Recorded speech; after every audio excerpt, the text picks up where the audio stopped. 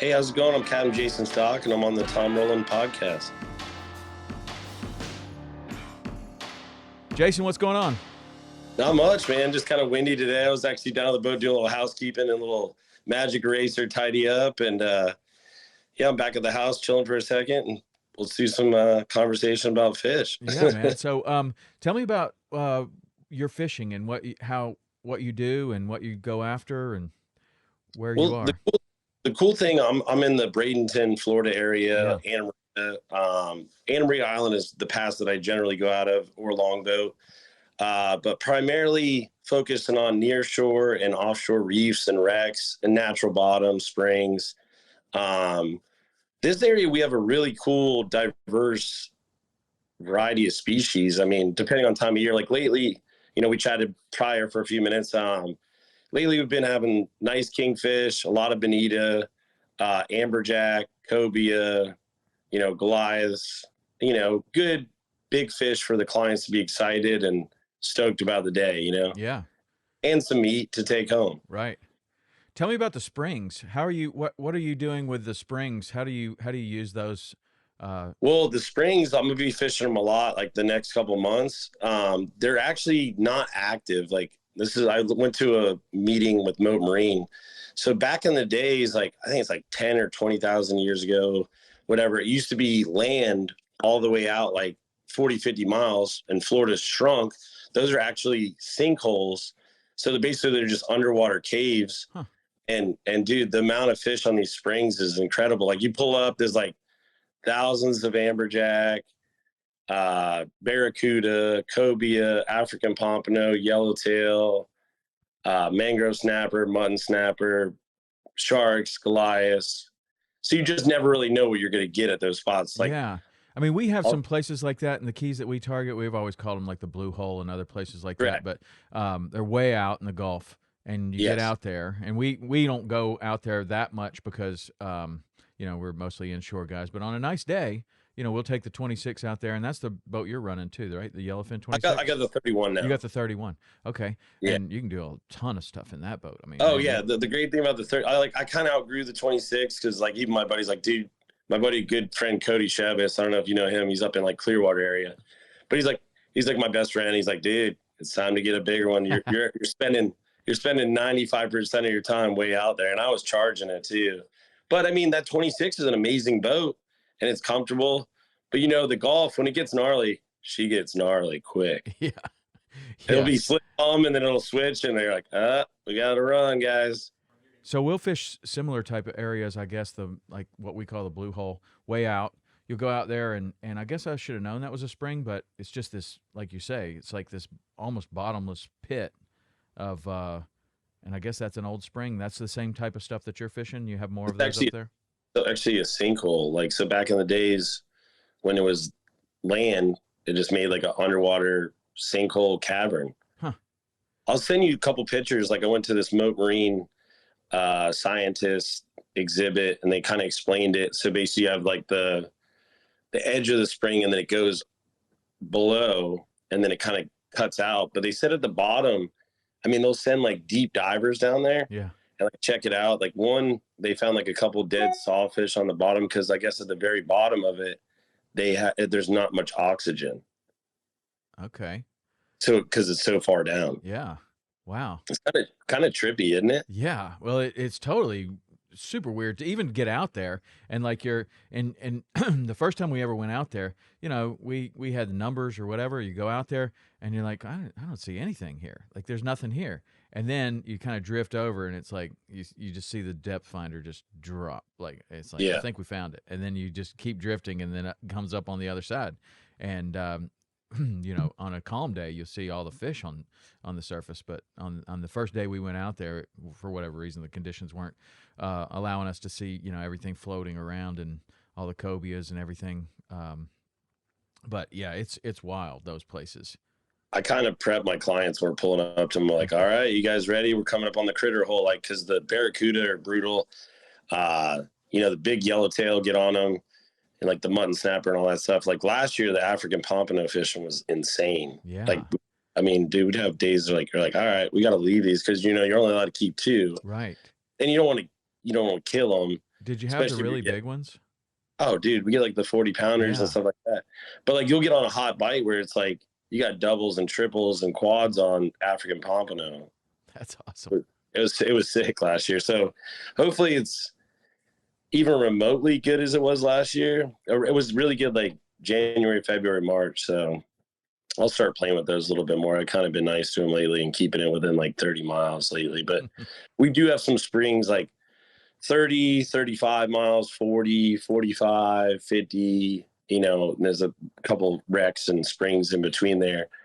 But it was pretty epic too. In the late May, beginning June, the whale sharks were around this one spring, like 35 miles. Wow.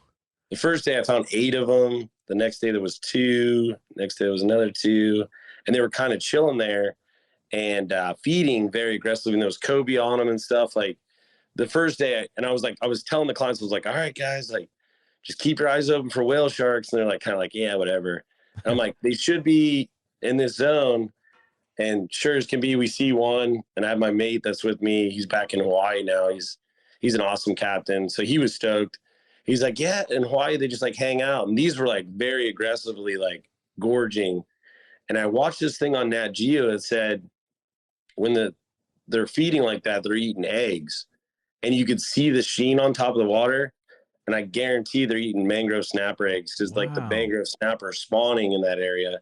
So you got all this organic stuff going on. You got the whale sharks. There was like sailfish in there, wahoo, cobia, Wow.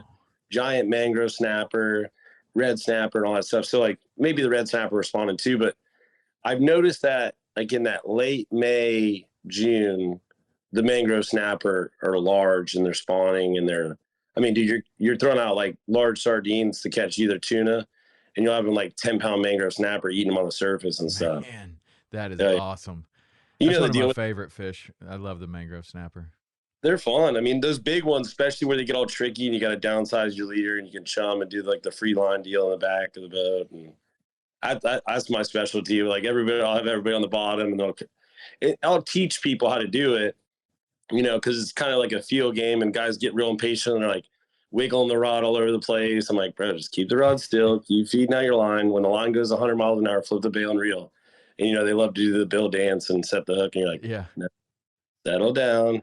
That's the exact same instruction that you have to give your kids in the canal behind your Yeah. house with the mangrove snapper, and you're downsizing everything, and they don't want to eat regular stuff, and you have to use like a peanut butter and jelly sandwich, kind of put the hook in there Oh, really yeah. good, feed them all the crust, and then drop that in there and wait for the line to go 100 miles an hour and close the bail. Same exact thing. Those can be the hardest fish ever, like a canal. Mangrove snapper, a big one in the canal, or like what you're talking about. They have incredible eyesight. I think those They fish. got giant eyes. Like when you look at the big mangroves, you're like, geez, dude, your eyeball's like this big. Yeah, I know, and they're smart. They're really They are. smart. So I love those. That's kind of an interesting thing. You're talking about the whale sharks eating those eggs on the surface. That's I always heard that fish will have like millions and millions of eggs.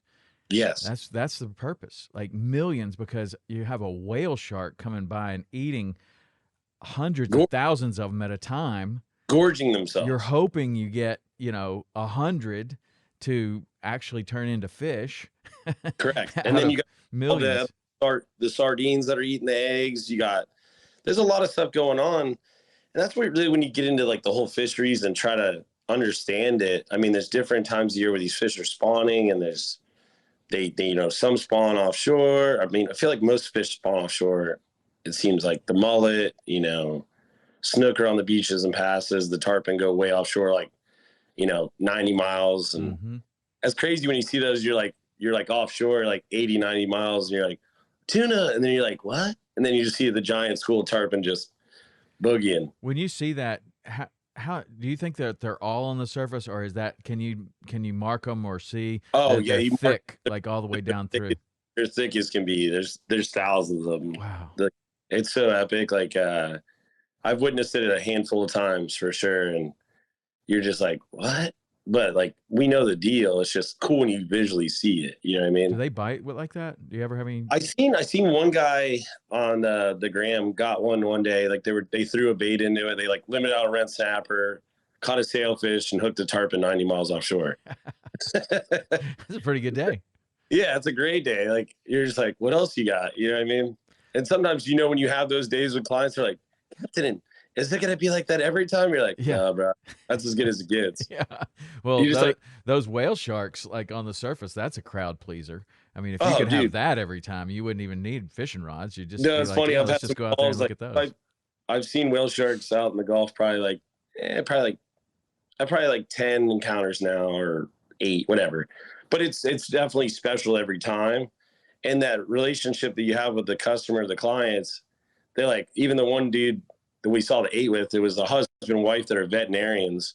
And like we got done, I like played up the cobia that we had, and dude like hugged me like it was like I was like the best man at his wedding when we got all wrapped up with the trip. It was awesome. So Well, those like epic trips you have with those good clients and customers, it's not just the fishing, it's that memory and relationship that you gain with that person. that's right. And funny thing about some of those epic days like that is that some of the things that you're talking about, like, oh, dude, that cobia you caught, that's a lifetime cobia, and he's like, oh, he's a whale shark, dude. Like, or whatever. There's like everyone has like that one thing that sticks with them, and that made the whole day. And then all the Correct. other things are like second place and third place and distant Yeah. fourths. But or maybe it's that his wife got to see a whale shark. Maybe that's something Yeah. she's always wanted to see. I don't know. It's For kind of interesting to put we're so close to it a lot of times as a fishing guide that you're thinking, well, that sailfish was, the longest, the biggest, the heaviest one I've ever caught. It's got to mean the same thing to him, but a lot of times it doesn't. Like No, it's you're right. It's about the experience that day. yeah, yeah. Do you have ways that you communicate with people before the trip, like to set expectations and Yeah, I always check in with the customer the night before.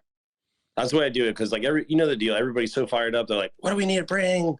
What are we gonna catch? What are we?" I'm like, "Bro, let's just look at the weather and we'll make the call." Like sometimes I'll leave later in the day if it's like windy in the morning and calm in the afternoon and work that little window, or early and then get back.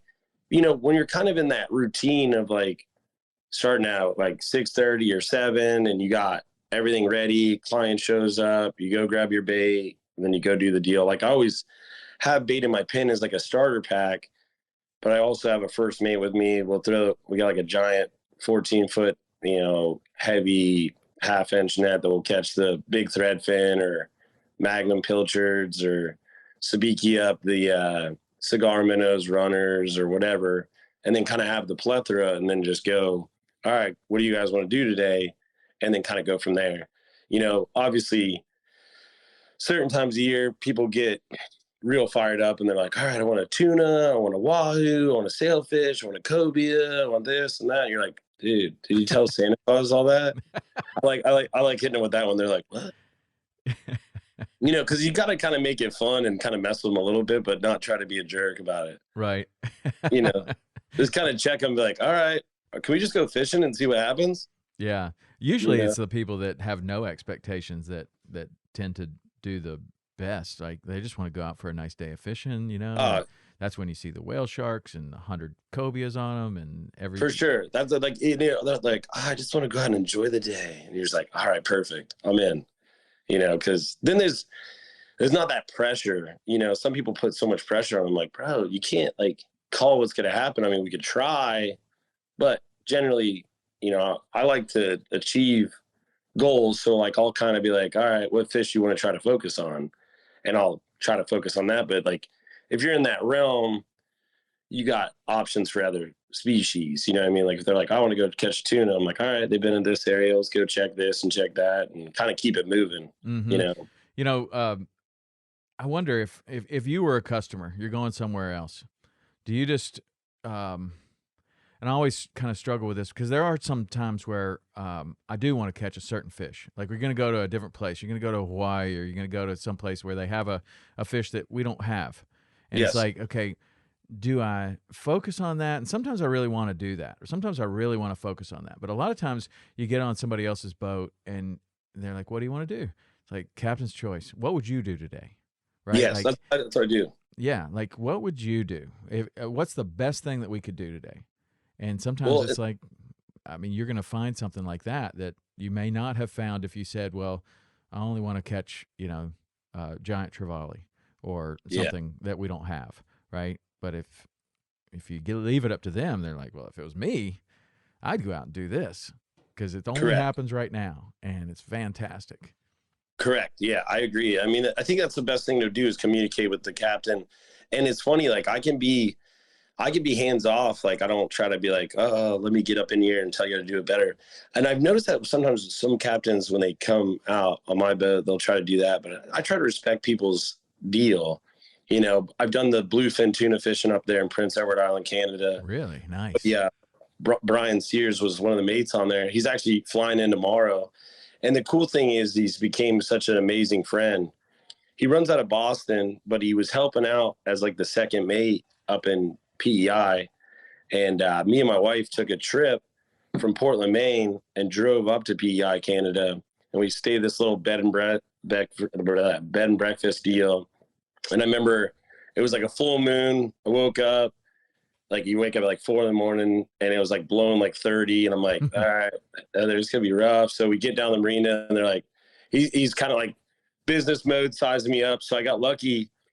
I got like a 700-pounder on the kite. And then I got like a 1,200-pounder, and it was rough. Like it was like 8 to 10 foot, but you're only 3 miles out Wow. and catching because they have the herring. Even he said the fisheries changed since then. This was I want to say this was like 9 years ago when I did that, but it was one of the coolest experiences, and I've never been that physically exhausted in my life. Like 2 back-to-back big dogs in the chair, put Dude, the heat on them. that is unbelievable. What did you have you previous to that trip? I mean, had you ever seen any? I mean, maybe a yellowfin or something that's pretty big. Like, what was the biggest thing that you might have seen before you go up there?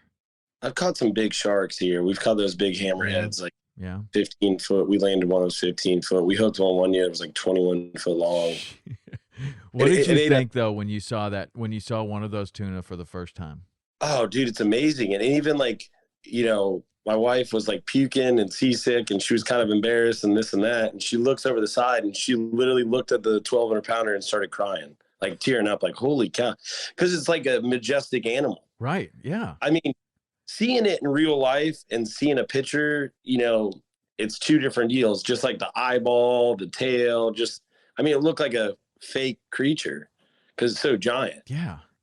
They have that. So I've seen some of these videos lately on Instagram and other places where they're throwing chum out there that yeah, and those big giant tuna come up and they eat the chum and they don't make a single ripple on the surface, and there's like this, it looks like a yeah. 800 pounder comes screaming up through there, and it Have you doesn't done it? even no. I had a trip that I was going to go, I guess, to the same area you were, and it fell through, and I've never been able to Dude? find time to go back. But that is just amazing. Those fish So are so incredible.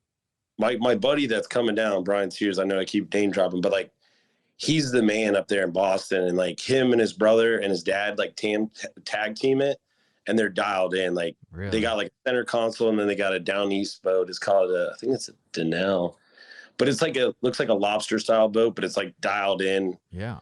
And I'll get you his number. You got to chat with him. And he's funny. Like he's come fishing with me, and he used to be like heavy OCD, like anal with all of his stuff. And like, then you'd come fishing with me, and we're fishing for like 10 or 12 different species on the same spot.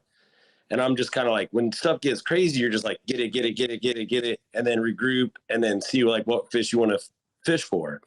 Like he's been with me a bunch. He's like, dude, it's crazy. He'll want to bring all the fancy stuff. I was like, let's bring a kite. Let's do this. Let's do that. I'm like, no, bro, let's just throw out a bait. And let's just catch them. And then like, I'll have like the crabs for permit. So we're fishing for permit, tuna, cobia, snapper, all at the same time on the same wreck or reef that we're fishing. You know what I mean? So was that new to him to have so many of those species, or Oh, had he been he around was it? you know, he was tripping out. He's like, bro, he's like, that's what I like about it down there. And he's like, God, but it's funny. He'll complain about the amberjack. He's like, dude, I want no part of those things. I'm like, bro, you catch giant bluefin, you're scared of an amberjack. You know? That is a testament to the amberjack and the reef donkey. Like, Oh, I mean, if he doesn't want to catch them, then who would want to catch them? I mean, and oh, the I only like, reason you don't want to catch them, for anybody that doesn't understand, is they're just hard to fight. Like, you catch a couple, and you're like, okay, that's enough. Like, I think I've had enough. what I do in the wintertime this time of year is like I'll focus on the real big ones because they come in shallow, and I'll catch them. The one I caught one year, we catch them like 90 to 100 pounds, but we had one, I swear it was like 130 pounds. Jeez. There was 4 anglers, and it like killed all 4 anglers, and we were only in 60 feet of water. So I found that the big dogs come in shallow this time of year, and I got the whole puzzle together. It's like a little secret trick that we'll do. And so I'll do that, and I'll kind of establish the safe word with them, and let them like I had these guys from Green Bay, and they were wearing like full Green Bay Packer get up. I was like, what's the safe word? And they're like screaming out. They're like, cheese. You know what I mean? Yeah. And so that's when you need a break. That's when you tap out. That's when you tap out, and you got to pass the rod off to somebody else, but you got to make them like feel bad about it. Yes. You know, so or funny. they kind of like, or like pineapple, you know, or just make it fun. And Yeah.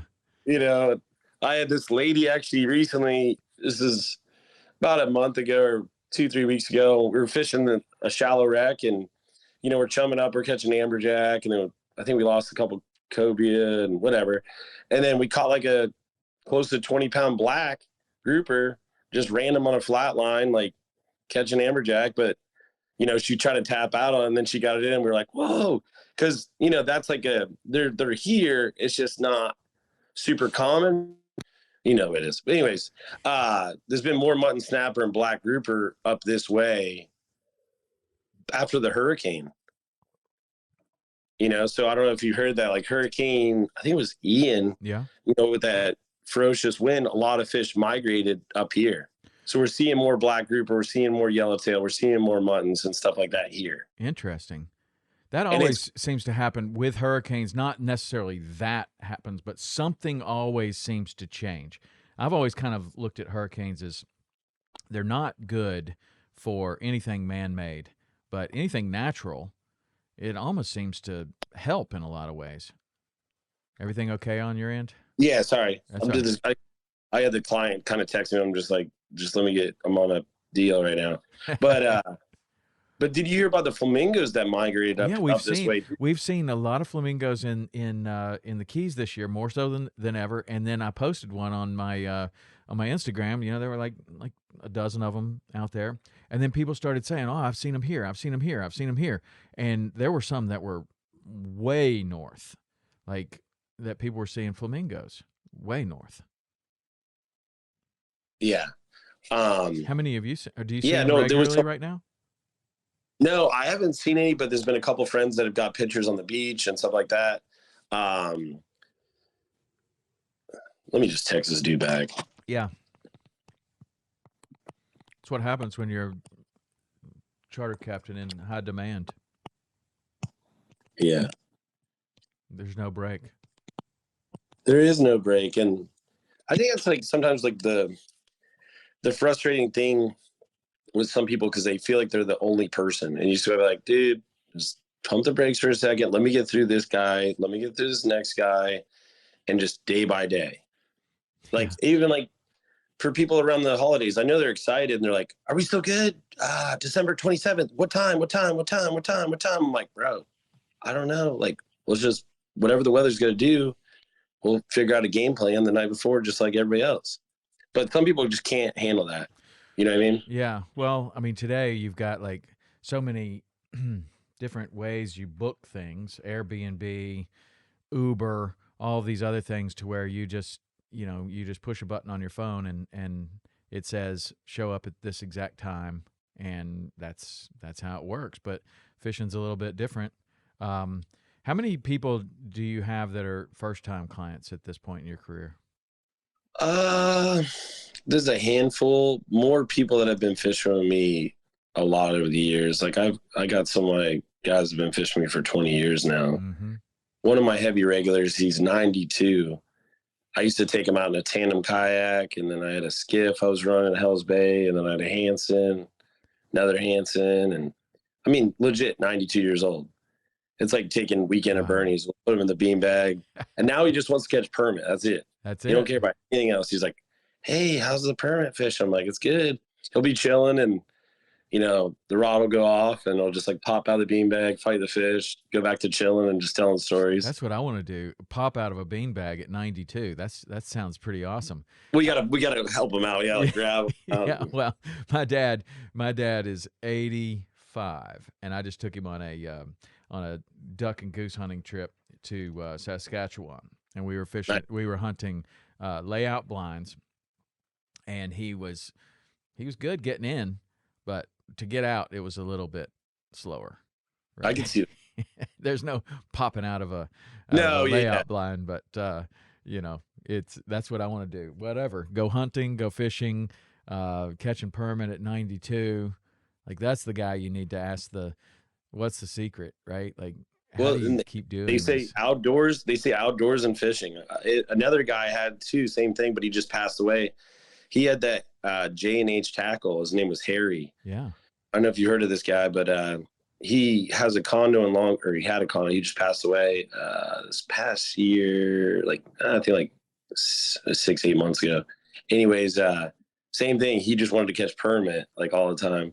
It's funny when my clients get stuck on the permit, they'll just call me and be like, "Are they biting? Are they biting?" I'm like, "Yeah, they're biting." And they're like, "All right, what day can we go?" It's like they're trying to get their fix of permit. They're like, "Come on." Yeah. Well, Because it's a good fish. Like, I would think, they're very exciting. They're pretty. You don't have them in a lot of different places. Like, there's a lot of places where you don't, like, if you're from North Florida or something, you're not going to find a lot of them. And then, they fight hard, but not too hard. Like, for somebody that's getting older, like, you don't want the Amberjacks anymore. You don't want, there's probably a whole bunch of things that you don't want. But the permit, it's a pretty predictable fight. They kind of do their thing. They take off running, then they kind of do a couple circles, and here they are. And then they act like gentlemen and ladies when you. But yeah, they don't try to kill you. But when you get them in, then they act like gentlemen. They're not trying to bite you or like a cobia or something, like break your leg. You don't have to gaff them. It's nice. It's like it's pretty tame for somebody that's maybe caught a bunch of different fish, and they're like, well, that's the one I like. But those big 30-40 pounders, they just straight work people. Yeah. Yeah. Especially when they think, like, the deal, like you see the guy come in real hot on the rod and he's like he's doing it fast. You're like, slow down. They're like, jerking the rod. You're like, all right. Especially those shallow wrecks, they're gnarly. And like some of the reefs that I'm fishing are like a straight minefield of structure because we got the old Skyway Bridge rubble out here. Yeah. So how far out is that? How far out does that? So we got off Anna Maria, we have the 1, 3, 7 mile north and south reefs. So 1 mile reef's amazing, the 3 mile south's amazing, the 3 mile north's amazing, the 7 mile north, the 7 mile south. And those fish just kind of basically travel from reef to reef according to crab flow. And dude, we have like one of the sickest crab flushes like out of our passes, like Egmont, Longboat. It's full on Nat Geo. And it's fun because you can just go dip crabs with the buddies or with your clients. And sometimes the customer like dipping the crabs better than the tarpon fishing or the permit fishing. Yeah. Well, that's how I take my kids fishing, right? When they were little, like anything like that. Like we did the jelly ball thing where you dip the jellyfish and then you catch the, what was that we were catching? Those black and white fish, the spade fish. Spade fish, yeah. That was super fun. The kids love they like catching the jellyfish better than catching the fish. Anyway, I'm sorry, I didn't mean to interrupt you. No, you're good. But like what we talked about earlier, it's like something that might be not eventful for us because we're so used to it and numb to it is very exciting to somebody that's never experienced it. Right. Yeah. And that's definitely, I definitely, sometimes you got to take a step back and be like, wow, that is pretty cool. But we're just so used to it. Yeah. It's almost like work, to go get the bait so we catch the fish. But then when you step back and you look at it, you're like, they actually like catching the bait more, especially if they bring a kid or, somebody that doesn't have a lot of experience. And then you get to see the whole the whole food chain. Like, we're going to catch this, and then we're going to catch that, and then we're going to catch that over there. Yeah. Even one of my clients called it Darwinism. you know? So like on some of the wrecks, you know, you're catching, you know, you sabiki up the sardines, you throw out the sardine, you catch a tuna, you know, bonita or amberjack, and then you're fighting it on the wreck, and then you got to worry about the amberjack or I'm sorry, the Goliath eating them or the shark, and then or the barracuda or all three. So you got that like the full circle right there. You know what I mean? Yeah, for sure.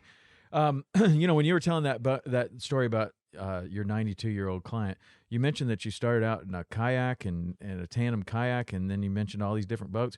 How did you get started? Did you start in guiding out of Yeah. kayaks? Yeah. I used to have my kayak business. It was called JM Snooky Kayak Charters. So my cousin used to call me JM Snooky because I would go fishing before and after work. I worked in St. Pete, Florida.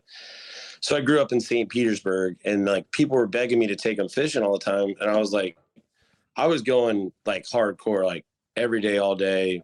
I'd go to the shop, like I'd work at the kayak shop from like 4 to 7 or 3 to 7, come in hot, sell some kayaks, make good money because I was on commission. So my uncle owned the kayak shop, which he sold to my cousin just recently, and my older brother worked there. So it was a family business. So it was cool. And I would work like, I don't know, I think like before, like I left when I was 21 because I got on a 43 Cabo and started working down in Key West for a couple months. I was like, I don't want to be at a kayak shop. I'd rather just fish. So that's when I went full time, is when I was 21. But right out of high school, I was guiding, 18 years old, just taking people out in the kayak. Nice. So, and like and then the St. Pete area, you know, down the road, I would have a wintertime snook spot that you go catch 40-inch snook regularly, like every day sometimes, or like, you know, little ones to daddies. But like I would go, or mamas, I guess you call it, the females, but large fish. And then I would go do a kayak trip in the morning, go to the kayak shop. And then if I was real fired up, I'd go again at night and go night fishing too, you know? Wow. But, you know, now as I'm getting a little bit older, I'm focusing on, you know, what we briefly talked about, the Reef project. Yeah, tell me And about that. so, you know, I got a nonprofit underway, got all legit with the 513. And, you know, I'm actually planning an event on Anna Maria, April 21st. And we're going to do like food and drinks and have like 3 bands and kind of get the whole community engaged. And actually the first project we're doing for this artificial reef is for a guy that was a island guy. He was like a Cali. We used to call him like a Cali frother, but he had a heart attack and died. So it wasn't his wife, but it was like pretty much his wife. She gave me his ashes and she's like, I know you know what to do. So I started to GoFundMe and got it up to like $6,000 from now. And I'm working with Manatee County on the permitting. So then I got to pay the guy $2,000 to do the permitting of the paperwork and all that stuff. Paperwork And for what? Materials arranged. Oh, wait, no. What are you getting the paperwork for? So to pull a permit for the spot. Oh, so to like, put an artificial reef. correct. Okay, Yeah. I thought you were having to dispose of his ashes, but you're going. So the idea is to put down an artificial reef in this guy's honor. Correct. Yes. Okay. Yeah. So that's the plan. We're going to do that. And it's going to be basically 22 miles off of Anna Maria. We got it all surveyed by FWC, but there's a lot of like, you know, just slower. It's not as fast as what I would like for it to be done. If it was up to my deal, we're already up like 1 million of them out there, but you know the deal. It's a slow and steady process. It's exciting. And basically everybody I talk to, they're like, dude, I'm in. What do I have to do? Like, so I figure we'll do like a big fundraising event, kind of get more people engaged and involved. And the cool thing is my brother has a shirt and apparel business. So I have him do my hats, like the full Sang gear. And then I have a couple designs that his guy that works for him was able to create. And, you know, I'll come up with different ideas. And the cool thing is I called him right before, you know, I got on this podcast, and he, you know, helped me order business cards. And this time of year, you know, I'm kind of ramping up for season. So I'm putting my brochures in all the restaurants and places, tackle shops and stuff. And then, you know, spreading the merch around with hats and shirts. And people feel good if you give them merch. Yes. You give them a hat and a shirt and a stack of brochures. They're like, dude, I'm gonna tell everybody. Yeah, for sure. That's So, interesting. You know how to navigate charter businesses in this day that we're living in with social media and websites and everything else that you know they're you know, a lot of guides don't do that anymore. They don't go to the hotels or to the restaurants or to the places and put brochures out. Like you're still getting a lot of uh, business from that oh yeah, like I mean compared to the those social. both. You got to kind of do everything nowadays. You got to kind of be willing to talk to people. I don't do as many seminars as I used to back in the days. Those were good. Um, I just kind of the social media is huge. Like the Instagram stuff. Like I constantly just like post pictures and fishing videos, like and kind of have fun with it. And then when I'm watching my kids, I'll include them. Show the personal side, but I try to show a little bit like.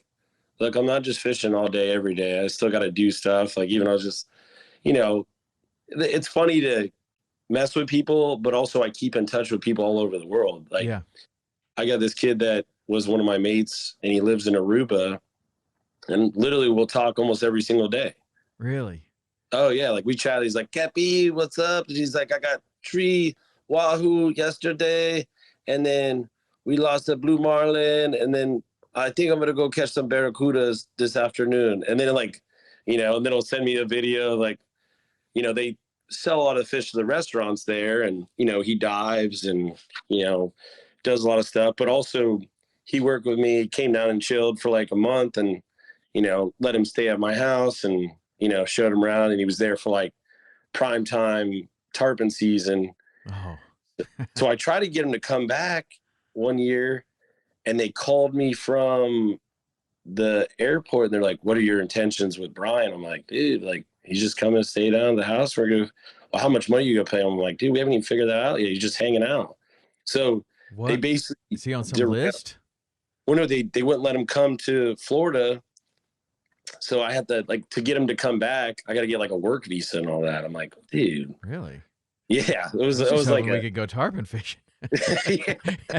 The way it is. Like everything's always more complicated than it needs to be. Yeah. Well, I mean, in some ways, I'm like you say, I know the deal on the artificial reef, and I don't actually. So Okay, what is involved in okay. creating an artificial reef? And certainly, So a lot of the people that listen to the podcast don't know what's okay, involved. sorry about that. Yeah. And sometimes I've been learning a lot throughout this whole process and navigating. The main thing is they don't want to put an artificial reef. Like you have to get it surveyed so there's are not already natural bottom there. Mm-hmm. Right. So you put it on sand with a little bit of rock, but you can't put it on a live active ledge or coral.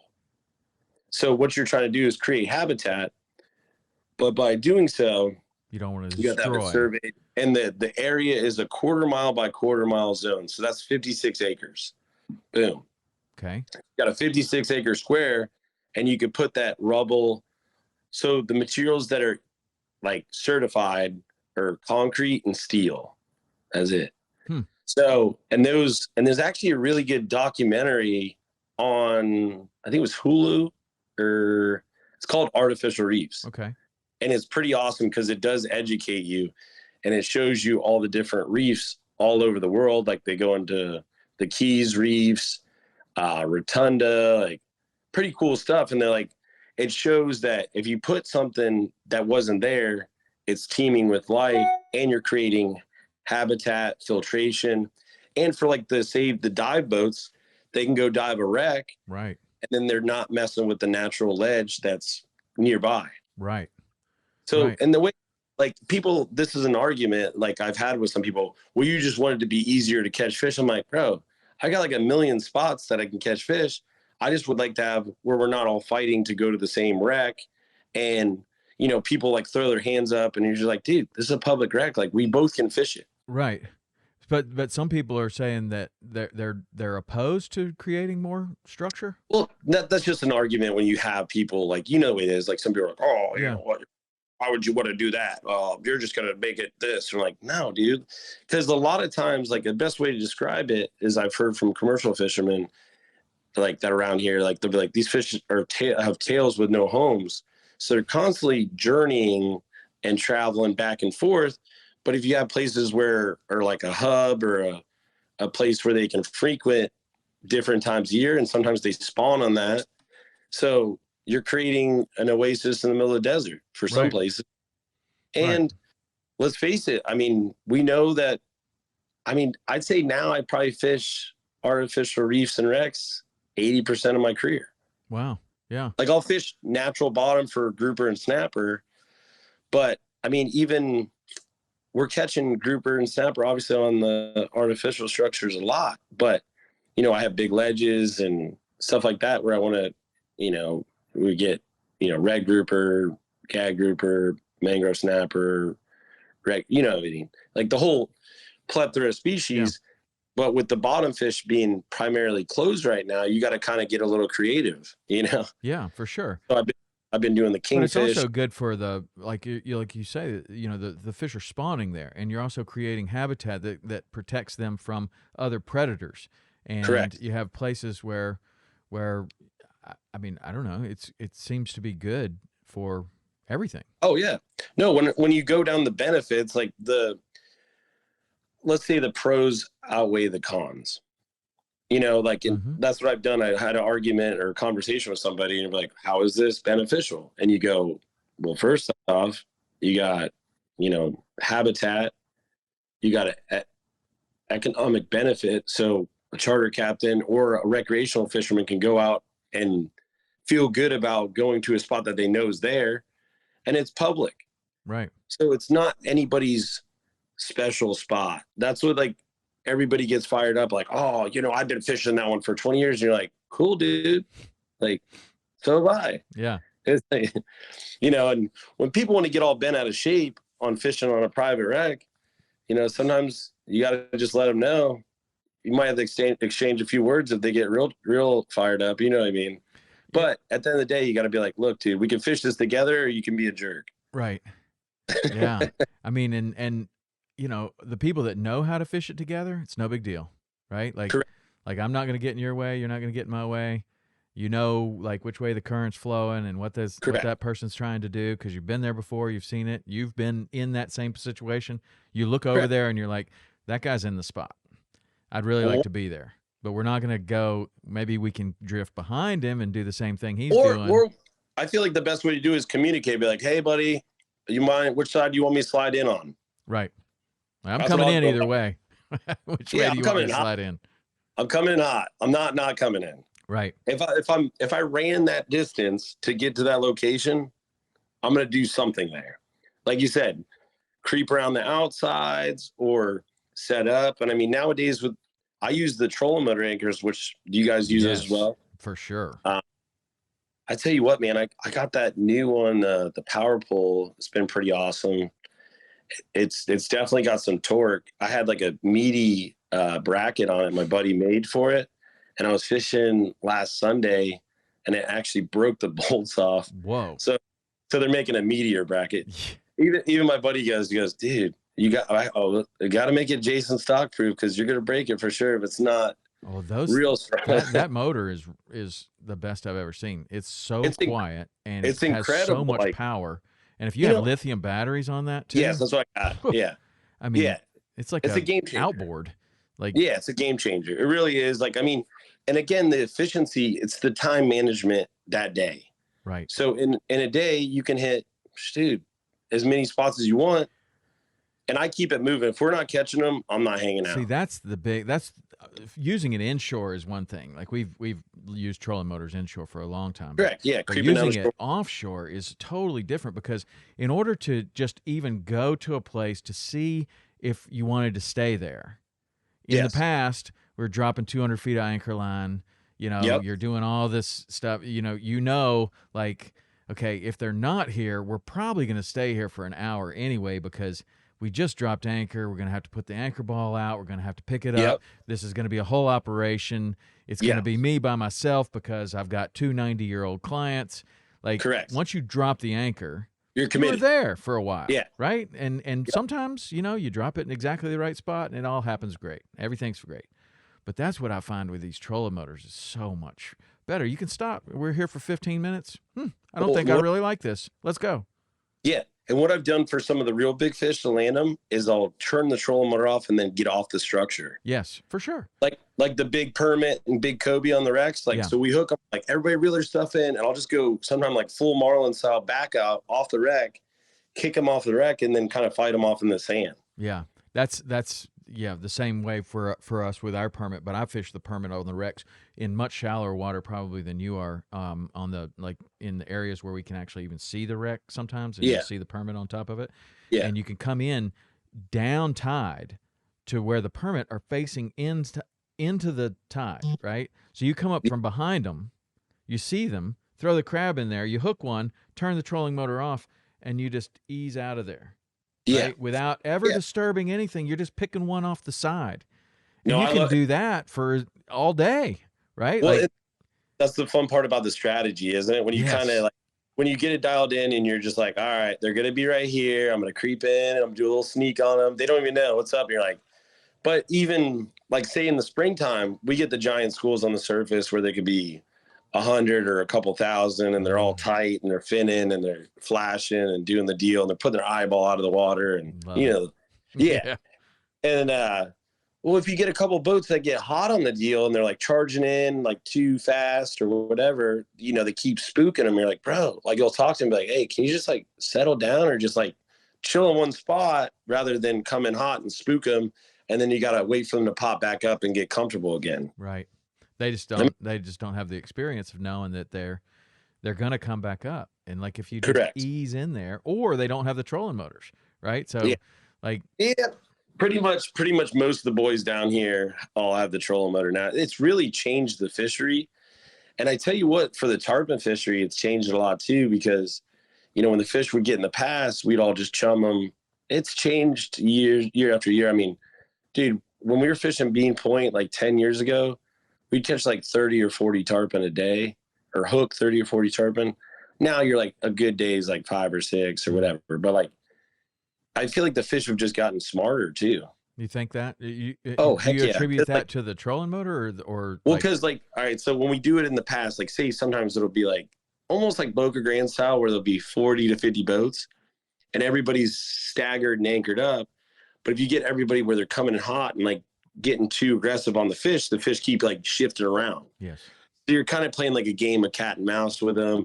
And if everybody's pressuring them hard, they just keep sliding in the pass. So they'll start out. This is generally the scenario at Bean Point in the, prime time, May, June.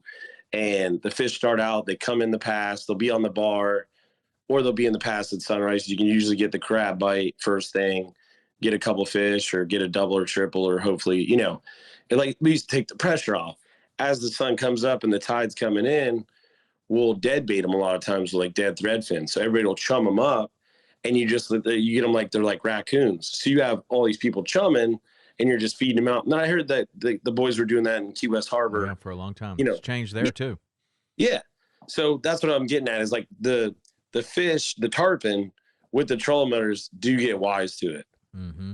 I don't know if they can feel the vibration or whatnot, but even when you're beach fishing them, you still got to have that strategy of how you're going to approach them when they're migrating, and then when they stop and they start milling, and you're like, all right, guys, this is our shot. Be ready. Watch your cork.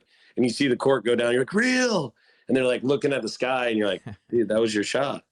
It's the whole reason we were out here. Yeah. And then you're like, all right. You're like, all right, guys, stay focused. Stay focused. Like, man, we want to catch them. I'm like, bro, you've had 4 bites. I'll watch your cork go down. I'm the one throwing them, handing you the rod every time. Like, you know what I mean? Yeah. But it is fun. You know that. No, it's fun. The strategy part, I think, for us is what keeps us into it, engaged, interested, intrigued, and you're always trying to do it better. But you can always talk to, I got a couple captains, like I'll check in with, be like, hey, what are you seeing down the beach? Yeah, there's a good flow of fish going north. There's a good flow of fish going south. I got my bite like an hour ago on a thread fin. They've been real technical, blah, blah, blah. Be like, I tell you what, check this area around this time. They should show up there. You know the deal. It's like good to communicate with a handful of good captains that are dialed in, respectful, and they're not trying to mess you up. Right. Man, that goes a long way. I mean, I think today you have to have that. You have to have your network of people that 100%. that you can communicate with, and even if it's just after the trip, like you come in, you call your friend, you're like, hey, where were you today? They were 100 miles somewhere else. Well, you have no idea what was going on there until you talk to them. And he has no idea what was going on where you were. You don't necessarily have to Yep. communicate throughout the day a lot of times, but that communication of just like, maybe it's even around the fillet table of just like, yeah, we were up here, we saw this, or the water Oh was yeah. really green, or like it wasn't good where I was. I mean, that Well, information is gold. I agree. You're eliminating areas where not to go. Yeah, I mean that's as much of anything. I mean, if you're a great fisherman that's been or a great guide that's been guiding for 20 years and you get in an area where the water looks good, the bait's there, you're going to catch some fish.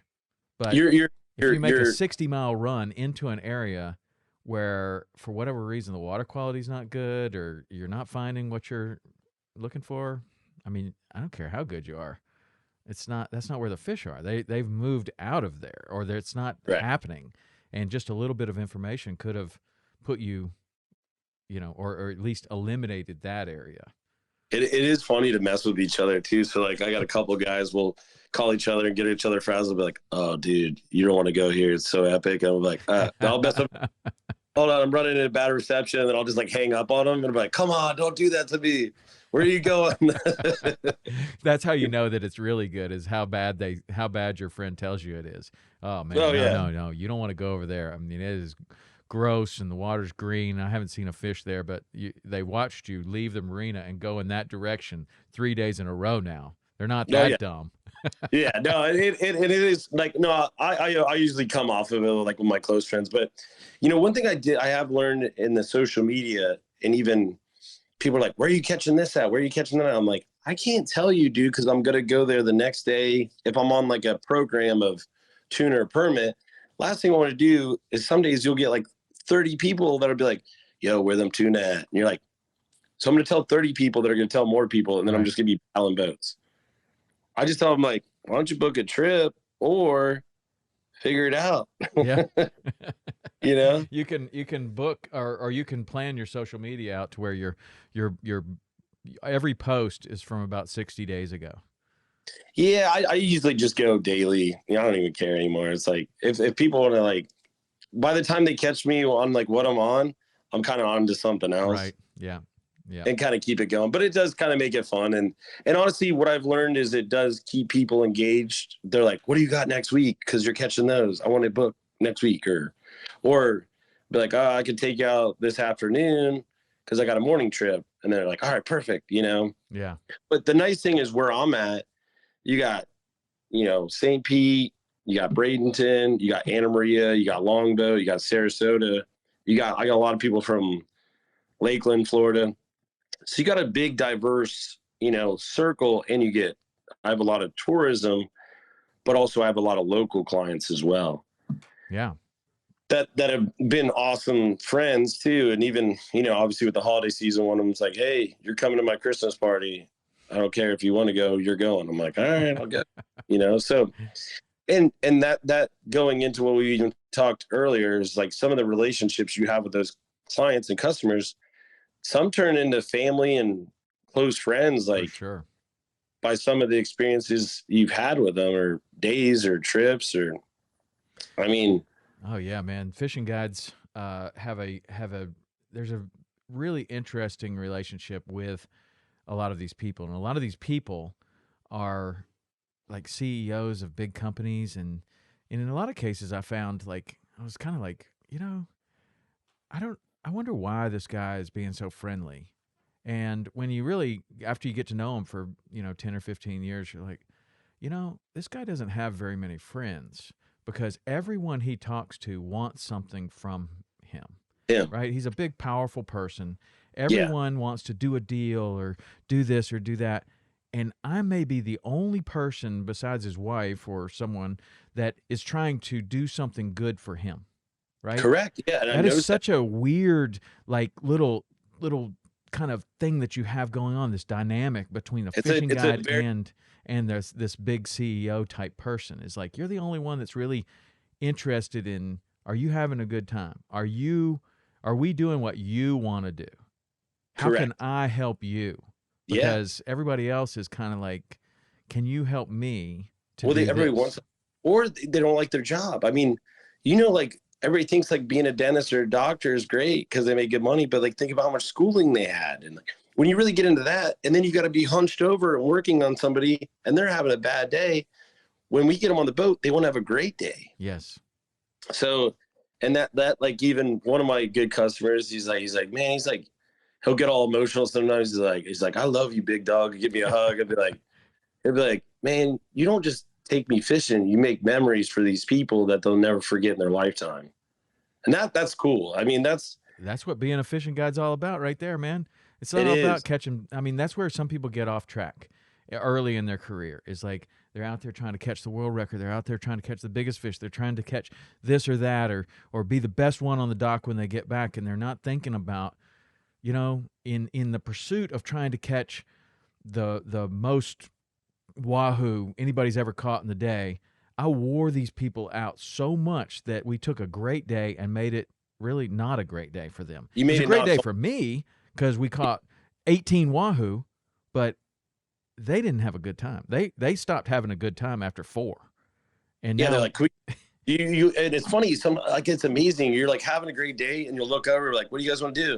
They're like, can we just do something different? I'm like, all right, let me see what I can pull out of the rabbit hat now. All right, I guess I'll run this way and try this. yeah, I mean, but that's what they want to do, That's communication. Yeah, no, for sure. I always check in with my customers, even when they're like getting seasick or whatever. Maybe like, everybody good? Or do you guys want to go deeper? Do you guys want to go in? And like sometimes, like this is kind of a pretty awesome story. These people that have become amazing friends. They fish with me a bunch. It's like a husband and wife, and they got some friends they'll bring on and stuff like that. So we got lucky and caught an 87.9 pound black grouper. Dang. But the thing is, we ran to the spot, and I was like, all right, guys, be ready. There's some giant fish here. We keep getting broke off. There's big blacks. There's a lot of red snapper. So we pull up, every drop, everybody's catching like nice 15-pound red snapper. And then my buddy, he's like 6'5", hooks it. And it's on a Speedmaster 16. I actually got the rod right here. I'll show you real quick. And it's actually my dad's old Coonan rod. Really? It's a graphite rod. Oh, that's so this cool. I mean, this one's a little accurate reel, but it was on a Speedmaster 16. So dude hooks it, and I'm like, battle that thing. I was like, that's that big black. So he's like working it. And then my mate he hands the rod off to my mate, and he finishes it off, and we like netted it. And everybody's like, why would you net that? Because I got that giant turtle net I have to bring on the boat. So we netted the 87, or like, it was like 88, let's say 88 pounds, whatever. Got in the boat, and like, so we already had our limit red snapper. We got this giant black in the boat, and then we're like kind of creeping in the next spot. It kind of was emotional for me because I was like, that was on my dad's rod. We got lucky as can be. It was like on a 60-pound leader, 60-pound top shot, and 8 alive threadfin. Nice. Just like one of those luck of the deal. Yeah. But that memory, like we went to another wreck, and we're catching some amberjack. I'm like, what are we doing? I was like, we already got more meat than we can have. I was like, you guys want to go in? They're like, yeah, let's go in. So we just ran in after that. And then we like went over to a friend's house, weighed it, and cooked up the fish, and, had like a little barbecue. I'll do that for some of my real good clients, or I'll bring them to a restaurant and kind of tie in the whole day and the trip. And people love that. They love kind of going the little bit extra, you'll sit down, I'll bring the food to the restaurant. They'll do like a cook your catch, and, talk about what went down and all that good stuff. But in 10 years, that guy's going to be telling the story, and he's going to say, we went out, we caught this awesome fish, and then we went to his friend's house and weighed it and had this barbecue, and then there's going to be this giant story about this barbecue, right? Yeah. Like, never mind all the other fish that you caught and all the other things that you saw. It's like, we caught this fish, and then we went to this barbecue. Right? Yeah. Like, that's what they remember. So we're starting to run out of time a little bit. Tell me again about the date and the time of this of the Artificial Reef project. Yeah, so it's going to be April 21st. It's going to be at the community center. This is like the first actual real event I've done for this project. I've done a couple of the local, seafood fests. I did the Stone Crab Fest recently and sold some shirts and some people donated to the GoFundMe for Soul Man, and it was cool. I got my kids involved, so they were like hanging out of the booth. I'm like, you know, I have 2 daughters they just turned 4 and 7 in November. Wow. So they're fired up, and like she was helping me like bag shirts, and those are the best models you'll have. You put a hat on them and have them walk around, and people will be buying those hats left and right. And they got like the straight blonde hair. Even my buddy's like, dude, you got straight Targaryen princesses. I'm like, I know. It's like so blonde that it's like silver. I'm actually gonna go have lunch with my oldest here at 12. So meet her at the little. She gets all excited, like, I'll get the little, the badge, and we'll walk outside. Sometimes I'll just get the school lunch where she feels cool. Like all her friends are like, "That's the best, dude. That's the best." I've got a little girl too, and it is the best. I have 2 boys too, and they're pretty cool also. But, it's so funny how different boys are than so girls. Different. I mean, when they're that age, the boys just want to kick you in the nuts and wrestle. And then you have like so I had 2 boys first, and then my daughter, and then it's like you're expecting to get kicked in the nuts, and she's just like the greatest, sweetest thing in the whole world. It's the greatest time ever. You enjoy that time because it does go away, And isn't it funny how like we could be like hardcore and manly and this and that, but that little girl says, "Daddy, I love you," or "Can we do this?" And you're like, absolutely. Of course we can. Yes.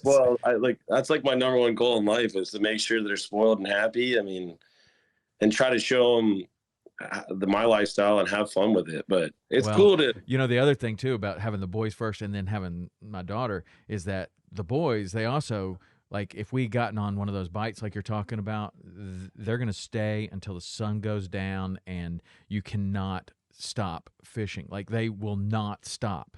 But my daughter, we get out there, we pull up to the spot, she catches a permit or something, and she's like, "I'm good. Bring any food?" And you're like, "Yeah, sure." We have a little sandwich or something, and she goes, "Well, how long do you normally stay out here?" It's like, "How long do you want to stay out here?" And she goes, "Well, I think I'm good." And you're back at the dock at about 10:45, and she's had a wonderful day. And then you go eat lunch. It's like the greatest ever. I love it. So good. Well, enjoy that time. So if people wanted to learn more about this, if they want to go to this place or to this fundraiser and this event, how do they get in touch with you? Well, like, Instagram's always a good way. People contact. What's your Instagram? It's Captain Jason Stock. At Captain Jason Stock. At Captain all written out? Yeah. Okay. Yep. And then I got my personal phone number. If they want to, text me or call me, they can do that. I can give you that information. Okay. We'll put it in the notes. And if people want to go to this, and also I got the website for my personal charter business and the Reef project I can send you as well. Okay. So we're going to finish. I usually do this at the beginning, but we're going to finish. You remember that show, $10,000 Pyramid? Do you remember that? You might be too. No. Well, anyway, they ask a series of questions as fast as you can answer them. And some of them are funny. Some of them are not funny.